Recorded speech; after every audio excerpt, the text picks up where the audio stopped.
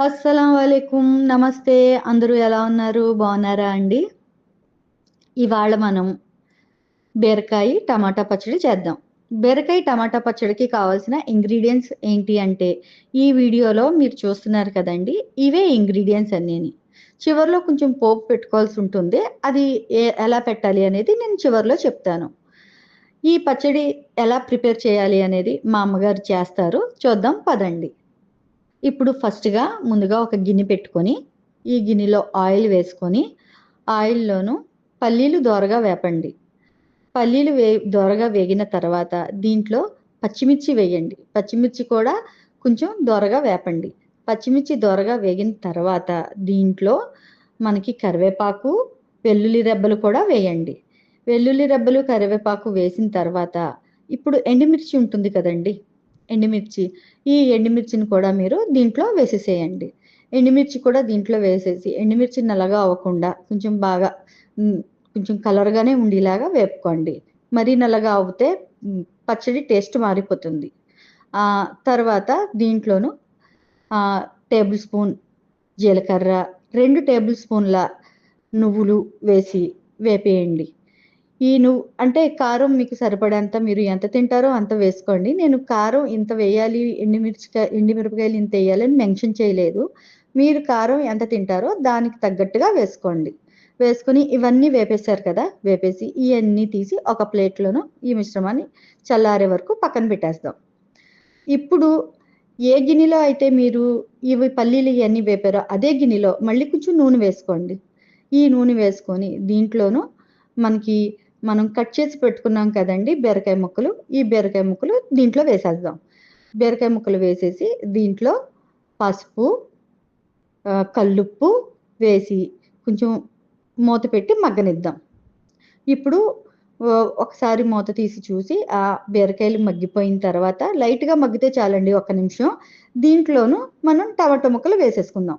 టమాటా ముక్కలతో పాటు మనం ఎంత చింతపండు తింటారు మీరు, పులుపు ఎంత తింటారు అనే దాన్ని బట్టి ఉంటుంది. మీరు తినే పులుపుని బట్టి మీరు దాంట్లో చింతపండు వేసుకోండి. వేసుకొని ఇప్పుడు ఇవి 3 కలిపి కొంచెం దగ్గరికయ్యేలాగా బాగా ఒక 2 నిమిషాలు వేపేసుకోండి. వేపేసుకున్న తర్వాత ఇప్పుడు ఇది తీసి పక్కన పెట్టేసేయండి. ఇవి చల్లారాలి.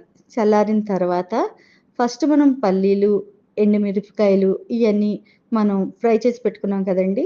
ఇవన్నీ జార్‌లోకి తీసుకొని దీంట్లో కొంచెం టేస్ట్‌కి సరిపడా ఉప్పు వేసుకొని ఒకసారి మిక్సీ పట్టేసుకుందాం. ఇప్పుడు మిక్సీ పట్టుకున్నారు కదండీ! దీంట్లోనే బీరకాయ ముక్కలు వేసేసి అది కూడా మనం మిక్సీ పట్టేసుకుందాం. మిక్సీ పట్టుకునేటప్పుడు కచ్చా బచ్చాగా పట్టుకోండి. మరీ మెత్తగా పెట్టుకోవద్దు. పచ్చళ్ళు ఎప్పుడూ మెత్తగా ఉండకూడదండి. కొంచెం బరగ్గానే ఉండాలి.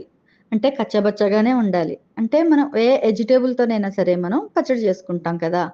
ఆ వెజిటబుల్ మనం తినేటప్పుడు అది మనకి నోటికి తెలియాలి. పంటికి తెలియాలి. ఆ టేస్ట్ తెలుస్తుందనమాట. అప్పుడే మనకి ఇంకా చాలా టేస్ట్ అనిపిస్తది ఆ పచ్చడి. ఈ పచ్చడి చాలా బాగుంటుంది. చాలా చాలా బావుంటుంది. చాలా చాలా టేస్ట్‌గా కూడా ఉంటుంది. ఈ పచ్చడి కోసం మనం ఇప్పుడు పోపు పెట్టుకుందాం. పోపుకు కావాల్సింది ఆయిల్ వేసి దీంట్లోను పచ్చిశనగపప్పు వేయండి. పచ్చిశనగపప్పు వేసి ఫ్రై చేసి దీంట్లోనే ఎల్లుల్లి రెబ్బలు, కరివేపాకు, ఎండుమిరపకాయలు వేసి వేపేయండి.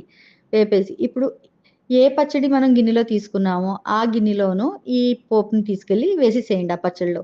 వేసేసి కలిపేసేయండి.